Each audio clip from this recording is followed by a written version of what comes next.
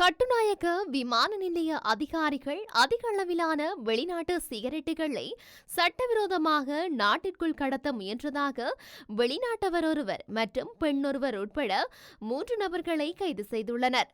Police போதைப்பொருள் தடுப்பு பணியகத்தின் கட்டுநாயக்க விமான நிலைய பிரிவு நடாத்திய தனித்தனி சோதனைகளில் இந்த கைதுகள் மேற்கொள்ளப்பட்டுள்ளன. இதன்படி நேற்று துபாயிலிருந்து வந்த 51 வயது இந்திய நாட்டவர் ஒருவர் பண்டாரநாயக்க சர்வதேச விமான நிலையத்தின் வருகை முனையத்தில் கைது செய்யப்பட்டுள்ளார். இதன்போது சந்தேக நபரிடமிருந்து சட்டவிரோதமாக நாட்டிற்கு கொண்டுவரப்பட்ட 15,000 வெளிநாட்டு சிகரெட்டுகள் கைப்பற்றப்பட்டுள்ளன.